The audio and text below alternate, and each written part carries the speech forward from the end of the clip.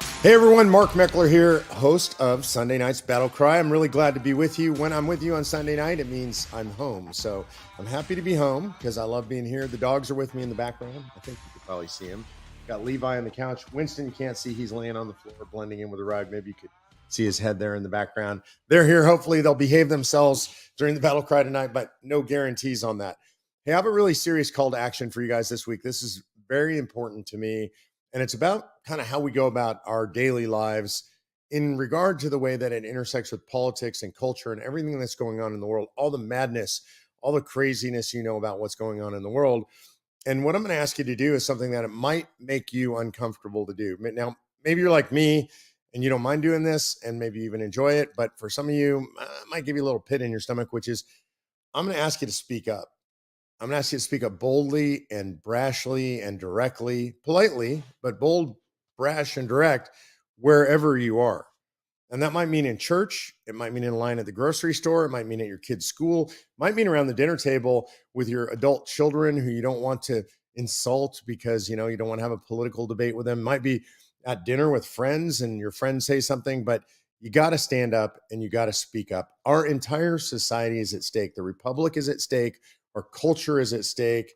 I was out to dinner with some folks in Denver, Colorado this week, and the wife of this couple I was at dinner with told me a story about being in the line at the grocery store and that the woman in front of her was buying baby formula. And she was chatting with her, and the woman was saying how hard it was because she used to be able to buy 2 cans of baby formula for what she buys 1 can of baby formula for now. And this woman who I was with, who's an older lady, looked at her and said, well, who'd you vote for in the last election? She said, well, I voted for Joe Biden. I mean, my family, we've always voted for Democrats, and I only vote for Democrats. And she said, but in the last few years, the price of your baby formula has essentially doubled. And she said, yes. And the woman said, well, by the way, those things are connected. And you have an iPhone, you might as well go in and do a little bit of research about why the prices of everything are going up. And it's gone up under this administration. And then you ought to rethink your vote. You ought to think about based on how it affects you, not just because your family's always voted Democrat. And her husband, who was sitting at dinner with us, kind of rolled his eyes. She always speaks up. And I said, I do the same thing. And I think that's great. And I'm calling on you to do the same thing. We cannot let our society go comfortably compliant and quietly into the night, as the saying goes. We're not going to do that. I'm not going to lose my republic while I'm not saying anything when I hear people saying crazy stuff. And I'm going to talk to you a little bit more later on about what I did in the last week that you might find interesting because you can actually go out and say stuff and make a difference. Now, there might be consequences. You might have friends who are mad at you and don't have you over for dinner anymore. Kids might get mad at you because you're an old fuddy-duddy conservative or something like that. They might get mad at you at church because you're not willing to do the woke version of church. You actually want to follow real scripture, real biblical doctrine. It's worth it because what you want to say in the end is, I did everything I could. I don't know how this whole thing comes out. And by that, maybe we lose our republic is what I mean. I don't know. There's no way to know that. God knows that. What I do know for sure for me, and I hope for you too, is that in the end, when people look back, when your kids look back, when your grandkids and great grandkids look back, they're going to look back and either say, well, this is the time when people really started to rise up and save the nation. And that's why we're still solid as a constitutional republic. Or they're going to look back and say, well, that's the time when we lost the nation. And what I want to be super comfortable about is when the kids and grandkids and great grandkids say, well, what was granddad doing when this stuff was going down? What was grandma doing when this stuff was going on? What was great granddad doing or my dad doing when this stuff was going on? And I want the answer to be, well, my dad was fighting. My dad was loud. My dad talked about this stuff. My dad was pushing for the things that were right. My dad was fighting to preserve the republic at a time when the republic was falling apart. And whether we win or lose the republic in the end, your job is to do your duty. And your duty is to fight for that which has been given you, that has made you one of the most privileged people ever to exist in human history, living in the finest country ever to exist for the preservation of liberty among mankind, the country that has elevated more people out of poverty, the least racist country on the face of the earth, the richest country on the face of the earth, a country where We have so much. There is plenty for everybody in this country. You're blessed to live there, and we have an obligation to speak up and save it. Nobody's asking you to go in the streets and fight for your life. I am asking you to get out there and speak for your life and speak for your kids and speak for the future. Speak for posterity generally, people that you don't know and will never know, because somebody did that for you so that you and I could be here having this conversation. So again, don't stand down, stand up, be bold, be brash, do it everywhere. Don't be afraid. Don't be cowed down because you're the only conservative in the room or whatever. That's how we're going to win this fight. It certainly gives us the best chance. Speaking of speaking up, we really need to speak up about this everywhere, and we need to participate everywhere in pushing back against the terrorists on college campuses all across the country. And I want to be really precise and really accurate in my use of language. And I'm not using the word terrorists on college campuses to be inflammatory. It is inflammatory by its very nature to call somebody a terrorist, but they are terrorists because what they're doing is they are intentionally using their quote unquote protest to terrorize other students, to block them from coming on campus, to threaten their lives, literally to threaten Jews on campus. And this is a really serious issue. This is not like 60s peace protests, which were bad enough and radical enough and did some destruction out there. These are people threatening the genocide of an entire people. And I'll tell you, yeah, I take it personally. I'm a Jewish Christian, but it goes way beyond this. This is an attack on the West. Everything that they say about Jews, they say about the West. Generally speaking, they say about the United States of America. Oh, they're white, they're colonializers, they're rich, they're successful, and they are oppressing the oppressed minorities. That's the narrative. That is the narrative of colonialization. It's used not just against the Jews, and this is incredibly anti-Semitic, don't get me wrong, but this has an extension against Christians and against the West more generally. And so we need to push back against this, and we need to use the right language. When you talk about it, these are not demonstrators. These are not protesters. These are terrorists who have taken over our campuses. And it's horrifying to watch at places like Columbia, which is, I think, where this all started and sort of the center of this movement. It's terrifying to watch that and watch the university let them get away with it. The university is negotiating with them. And that's what they've said. They gave them a deadline to be gone. The terrorists didn't agree to be gone. They extended that deadline 2 days. They're still there. They're still terrorizing everybody else. In fact, Columbia shut down their entire campus. They went to remote learning. So students who have nothing to do with this, which is the vast majority of students, they're now being punished. And the rest of the year is now remote because the terrorists have taken over the campus and the administration is allowing them to do so and going along with this and playing along with them. And this is outrageous. It's offensive. If you want to watch what's going on, there's a professor by the name of Shai Davidai. It's Shaidavidai, and he's at Columbia. He's a Jewish professor at Columbia, and he's been prohibited from going on campus when the terrorists are allowed on campus. How does that work? No Jews allowed. They've been making human chains to keep Jews out. They're spitting on Jews. They're beating up Jews. They're threatening Jews. We cannot allow this to continue. All of these protests need to be shut down, and they need to be shut down aggressively. Here in Austin, I saw Governor Abbott sent in a massive police force at UT Austin, and I think we need to continue to do that. I think those protests are still going on at Austin. And a bunch of teachers at UT, University of Texas, Austin, a bunch of professors that are going out on strike. I say, awesome, go on strike. In fact, we should fire every single one of them. And I think we have the right to do it. They are supporting a designated terrorist organization. Remember, Hamas is a officially designated terrorist organization, and these students are supporting it. Now, these teachers are supporting Hamas. Hamas is an organization that slaughtered absolute in cold blood without provocation over 1,200 Israelis, burned babies alive in ovens, raped women to death, raped mothers in front of their husbands and their children, kidnapped over 200 people. Over 100 of those people still not accounted for, probably most of them dead, serially raped, abused, tortured. This is Hamas. This is a terrorist organization, and these professors and these students are supporting them at these protests. They're carrying pro-Hamas signs. Some of them carrying pro-Hezbollah signs. Again, terrorist organizations. And I think any teacher that supports those should be summarily fired. I think any student that supports those should be summarily dismissed. These students are violating the law. They're violating the processes and safety protocols and rules and codes of conduct at these colleges, and they should be gone. And a bunch of these students, by the way, are foreign students that are here on student visas. They're now officially in violation of their student visas. They're supporting terrorist organizations while guests here in the United States of America, and they should be immediately, summarily deported. Literally get rid of them and get rid of them now. We're going to have to be aggressive about this. When you find out, if you're a human being and you go to the doctor and you go to the oncologist and you find out you have an intense cancer and it's growing fast and it's spreading, you got to cut it out. You got to get rid of it immediately. You got to treat aggressively. That's how you get rid of a very aggressive cancer. And these people that are doing this are an aggressive cancer. If you see any of these people and they're on campus and they're engaged in these protests, I think they should be identified.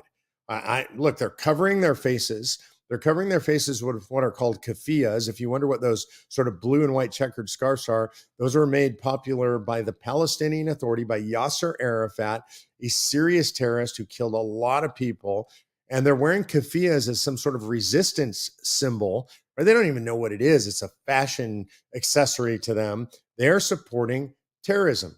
These kids, these teachers, and we have to deal with this aggressively. I said Texas did a good job initially, but I think this stuff's still going on. I saw that in Georgia, at University of Georgia, they dealt with it aggressively. So at some of the institutions in the South, they're not treating these quote unquote protesters who are actually terrorists nearly so kindly. I think we're going to have to do that all over the country, or we're going to lose our country to the terrorists. And if we now know who's funding this. The funding comes out of the Soros network.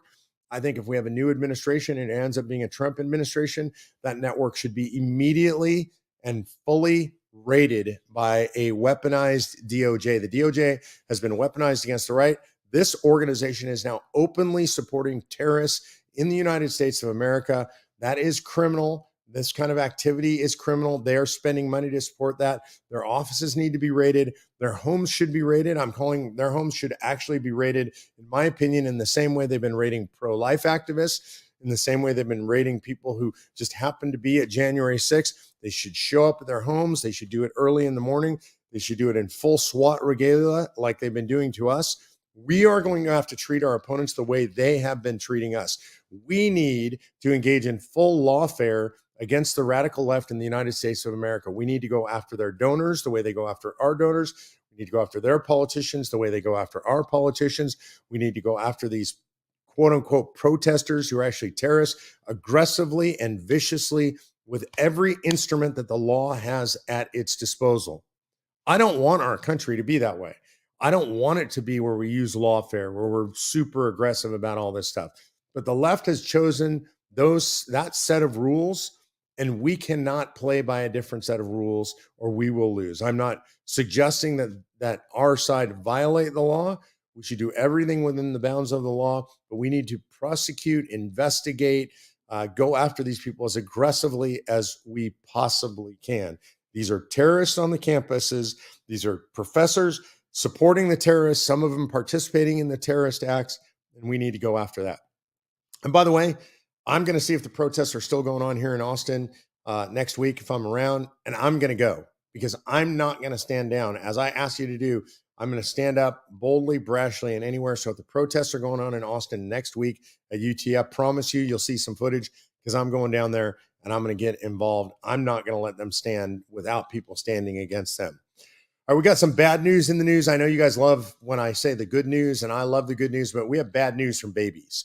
And what I mean by that is the number of births are down in the United States. They're now down at the lowest level since 1979. We had a small bump post-COVID. I think people were not having babies during COVID. It's understandable. A lot of the hospitals were closed. It's just very difficult, and they made it into a scary time for us. This was all fabricated, in my opinion. But the birth rate went down. It went up a little bit after COVID, and now it's back down right now, lowest since 1979. And you know what that means? Generally speaking, civilizational suicide. If you have a birth rate that's below replacement rate, and our birth rate is below replacement rate, it means you're committing slow motion suicide. And what we're seeing in the numbers is that women are having less children and they're having those children later. It makes sense those things go together, right? If you start having children when you're younger, then you have more time during your childbearing years to have more children. And so we've got to do something about this. We should be promoting childbirth. We should be promoting families as a society. This is something that, in my opinion, is a positive that the government can do. Don't force anybody to do anything. I don't believe in that, but I do think it's an appropriate role for government to play to encourage people to have families, period, and to have bigger families. Bigger families means a healthier society. It means a bigger taxpayer base, it means a more productive economy. For every reason, we should be having bigger families in the United States of America. Now, there is some good news buried in that bad news. So we've got bad news for babies and good news for babies. The good news for babies is conservatives have more babies, right? This is just the nature of things. You probably figured that out intuitively. The leftists abort their babies. The leftists have one child families. The leftists are against having families. And so you've got these radical leftist progressives. They're all against having families, so they have less families. Conservatives naturally have more families by about, generally speaking, 25%. There was a study done in the last presidential election. What you see in the districts and the areas, the congressional districts that Trump won, that there's generally 25% higher birth rate in those places than there are in blue areas. And those numbers look like it's a trend that is increasing and going to continue to increase.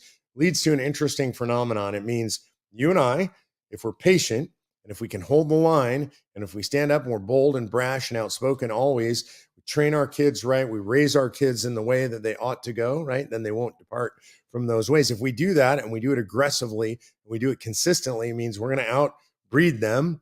And that means they're going to lose and we're going to win. Now, the exception to that is if you send your kids to their indoctrination schools. We need to educate our own kids. We should homeschool our own kids. We should have our kids in private schools because the public schools are indoctrination centers. Don't send your kids to a woke university, right? Public or private. They shouldn't go to any woke university. There's a few good universities out there. Don't send your kid to university. For most jobs, they don't need to go to college. It's a waste of money. You might be in debt. They'll be in debt. They're going to learn a whole bunch of bad stuff. Mostly they're just going to party for 4 years. So get your kids on a good career track. Teach them to be entrepreneurs. Teach them to learn a trade. There's good money in the trades right now. And the trades are completely undervalued in the sense that most people are told you got to go to college or you're stupid. The reality is kind of stupid. If you go to college right now, go be an electrician, a plumber, a carpenter, learn to be a contractor. Incredible money in those things, and you don't come out of school completely in debt. So we got to not give our babies to the institutions. We got to raise them up ourselves in the way they should go. And that means inevitably over time, based on population, we're going to win that fight. And also, it's just more fun, right? So conservatives, by the way, are psychologically happier and more well-balanced. We give more to charity. We say that we're more satisfied in marriage. We say that we have better sex lives. Those two things probably go together, by the way. And so better sex life, happier, have more babies. It's a good argument for being a conservative, isn't it? So good news, bad news. Here's something just weird news, in my opinion. I don't know if you saw Howard Stern this week. I'm guessing probably not, because if you're anything like me, I think he's vile and disgusting, and I don't watch him, and I've never watched him. But apparently, Joe Biden's handlers, his night nurse or whatever, thought it was a good idea for Joe Biden to go on Howard Stern's radio program this week. And there are a couple of bizarre things that happened. And I didn't watch the show. I watched some clips and I read this. Joe Biden talked about how in his career, women have sent him salacious pictures. That's just weird and gross. And hey, sorry I said it to you because I can't unthink that. I don't want to think about that. I'm sorry. I shouldn't have even brought that up. But anyway, like, what is the president of the United States talking about on Howard Stern? Why is he on Howard Stern? Why is he talking about getting salacious pictures of women sent to him when he's on Howard Stern? I mean, just a weird thing. Now, the other thing he said on Howard Stern, which I think probably his handlers were having a heart attack also about this, was he said that he was happy to debate Donald Trump and he was sure he was going to. Now, I'm sure this surprised his handlers because he can't handle himself for 5 minutes without being off script and saying crazy things and mumbling. And even when he has a script, when he's on the teleprompter reading things like the cues that say pause here or whatever, like he did this week, he can't do that. The idea of him in an hour and a half one-on-one debate with Donald Trump, oh yeah. Oh, yeah, that would be good. I would like to see that. I would pay to see that. I actually don't like to watch the debates usually. That one I want to see. The idea that he thinks he's going to do that. Maybe he'll wait until right before the election when the Democrats will have done their best to get everybody to vote beforehand before they see how he crashes and burns during a debate. I don't know. I'm guessing his handlers were really surprised to hear that. A couple of things I want to tell you about my travels. I got a chance to go speak at UC Berkeley. And I know when I say that, because this is what happens when I tell everybody's like, ooh, UC Berkeley. I speak at UC Berkeley every year. There's a political science professor there who allows me to come speak. They don't announce that I'm speaking, and they do that to prevent protests. Now, look, I know people like Charlie Kirk and Ben Shapiro go there and they get protested. And in Ben's case, there was actually a riot, I think, the last time he spoke there. But that's also part of their gig, right? They're going there. They know if it's controversial, they're going to get a lot more clicks and likes and all that stuff. And they have their own gig. That's not my gig. What I want to do is go there and see if I can have legitimate, reasonable conversations with the students at UC Berkeley. And I'm happy to tell you, and hopefully I give you a little hope in telling you this, that you can. And I did. So I went to a poli-sci class. I know probably 600 students in this poli-sci class. And the title of the class was Election 2024.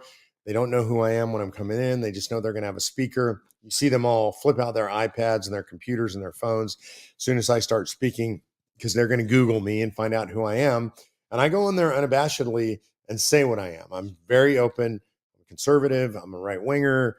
I am a guy who is a Tea Party guy, a Bible thumping guy, gun toting guy who believes that the border should be sealed. We've had enough immigration and we got to lock the border down. Guy who believes in mass deportations. A guy who is anti-radical Islam. A guy who's anti the CCP. A guy who's radically pro-life. All that stuff. And the people in the audience, kids in the audience, don't like that very much when I open that way.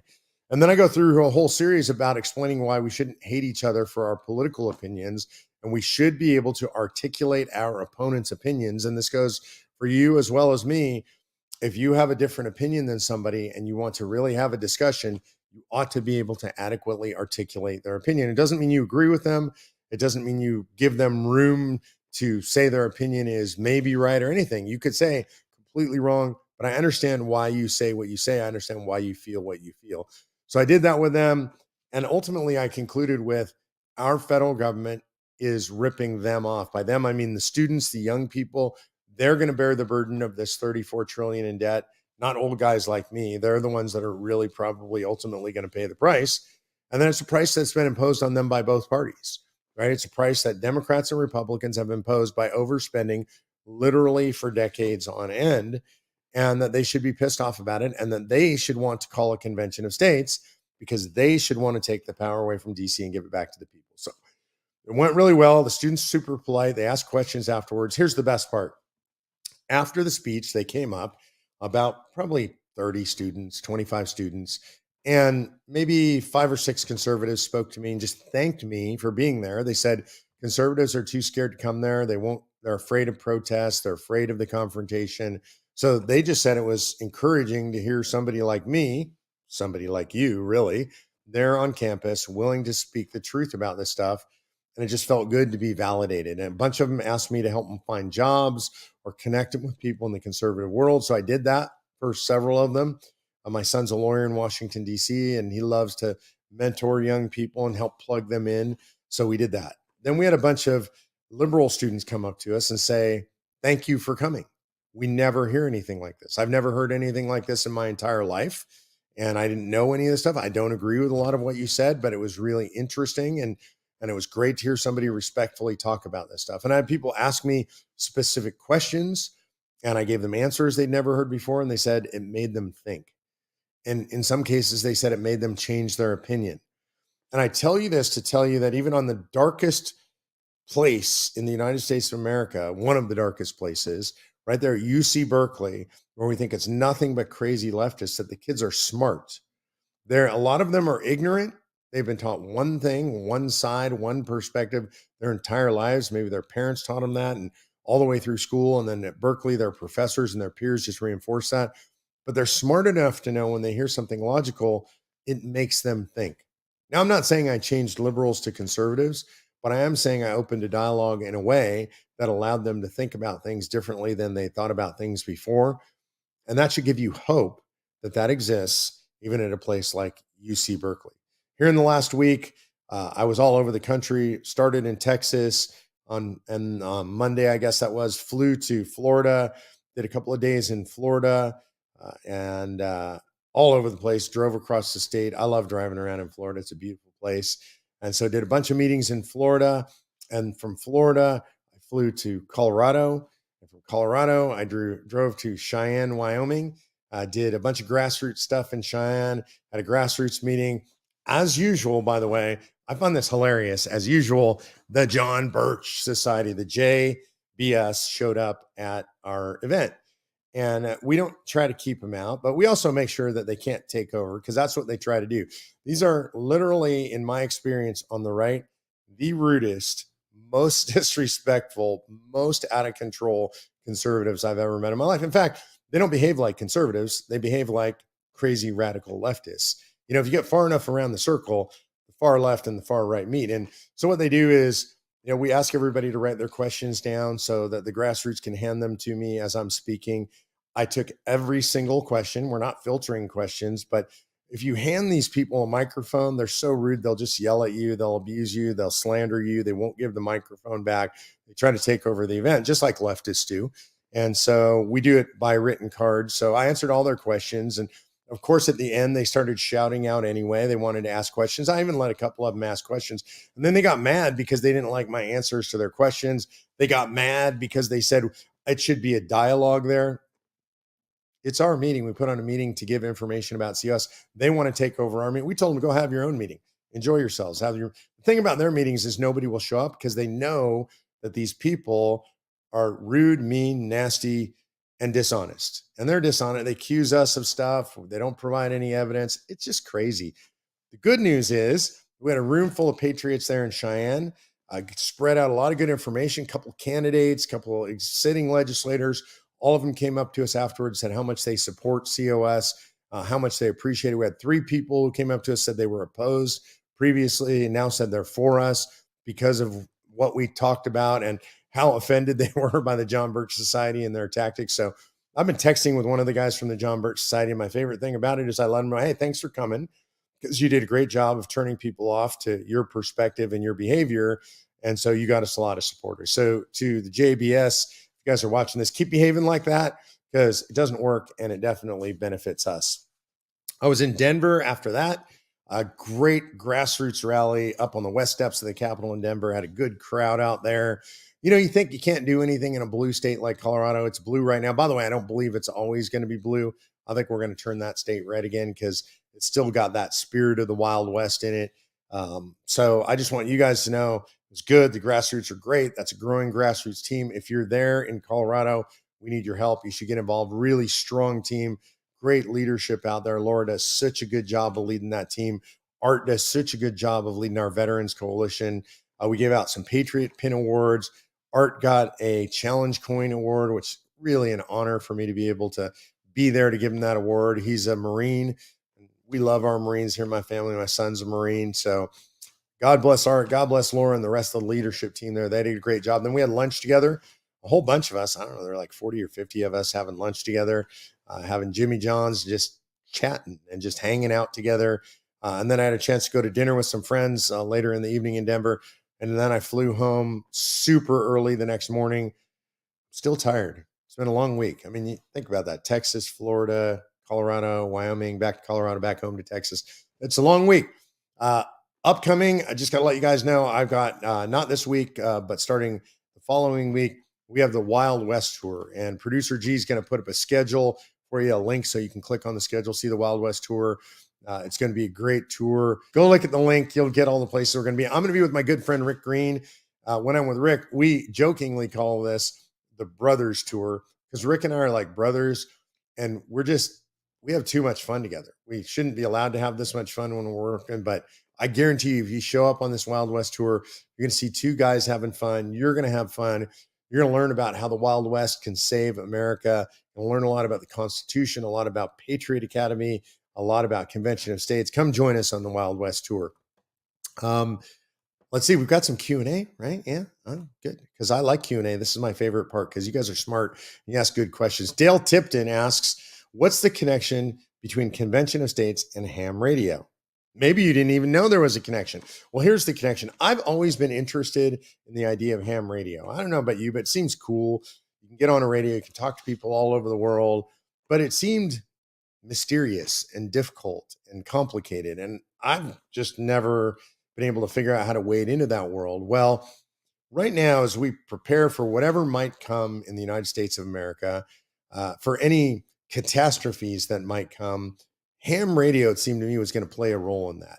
And what I wanted to do is have an alternative communications network if our official communications network goes down. You know, like what happens if there's an EMP and all the cell phones go down? What happens if the federal government decides maybe they just don't want us communicating by cell phone? They don't like what we're doing because the federal government seems like they don't like us very much anymore. And so we wanted to have an alternative communication networks for COS and also for local emergencies, regional emergencies, so that we can just stay in touch. So we started the Convention of States Ham Radio Coalition, and you can get involved in that. And if you go to conventionofstates.com and just search ham radio, you're going to find the page that allows you to get involved in that. If you're an old ham, if you've been around, if you want to be an Elmer, Elmer is a slang for a ham guy that's willing to train other young guys, mentor other young guys, then go get involved. Put your ham skills to use. Help us build out this preparedness network. Again, just go to conventionofstates.com, search ham radio. You'll find our ham radio coalition. Help us be prepared for whatever eventualities may come. I'm super excited, by the way, just so you know, simpleton like me, I got my license. Took me at most a couple of weeks to study. I used Ham Study, which is an app, and I took the advice of a bunch of the old hams that are on our coalition, kind of guided me through the process. I got my first radio, just starting to play around. It's fun. It's inexpensive. The radios are super cheap, the basic radios that you get started with. So get involved, again, in our ham radio coalition. Alex Gallimore asks, Mark, what are your thoughts on the bad blood between Ben Shapiro, Candace Owens, and the Daily Wire? Well, I'm just going to say it straight up. Seems to me Candace Owens has descended into anti-Semitic hell. I mean, I don't know what's going on with Candace, though. I got to say, she's always profited off of controversy. That seems to be her way. Remember, and this is important for the context, when Kanye went complete full-on Nazi anti-Semite, Candace defended him. And so now Candace is, obviously anti-Ben Shapiro, and there was this brawl between her and Ben, and I think she's anti-Israel and anti-Zionist as an excuse for being an anti-Semite. It's horrible. It's hideous. And if you don't want to know which side of that fight I come down on, I'm on Daily Wire side, 100%. I think Daily Wire is the most important media outlet on the right. It's hard to imagine what the world would be like without Daily Wire right now. They're making movies. They're doing news. They're influencing the culture. They're talking to young people more than anybody else. So I'm on Daily Wire side of the fight. And I think Candace Shapiro has descended into some kind of hell. I just have no idea what's going on with her. But she's always kind of been like this. Jacob Tiffin wants to know where we're at on Convention of States. So far, 19 of 34 states have passed, Jacob. It takes 34 states to call the convention. North Carolina is in session. We've already passed the House and moving in the Senate there. So I hope for that to be number 20. Kansas, there's some litigation going on. When that litigation concludes here the next few months, I expect that will be number 21. And then we've got a bunch of states teed up for 2025. So we're on the move is where we're at. Finally, I want to promote for you guys my good friend, Kirk Cameron. I love Kirk, just a wonderful guy, fellow bearded guy. Wednesday, May 1st at 8 p.m. Eastern time, he's going to be on conventionofstates.com. And you can go to conventionofstates.com/@home, conventionofstates/@home, conventionofstates.com/@home. And you can get registered for that and you can get all the details of how to watch Kirk. Kirk's going to talk about Convention of States, of course, but also a little bit about his new show, Mr. Kirk and Iggy. Just kind of like a modern reboot of Mr. Rogers' Neighborhood. He is making an investing in and really putting his money where his mouth is in wholesome entertainment for kids. So I've seen the coming attractions for it. It looks really cute, looks really fun. I was a big Mr. Rogers fan, so I think Kirk is going to be the next Mr. Rogers. That's pretty cool. Again, check out our Ham Radio Coalition, www.conventionestates.com/ham radio, www.conventionestates.com/ham radio. Become a ham operator today. I'll see you out there on the airwaves, and I will see you next week here on the BattleCry.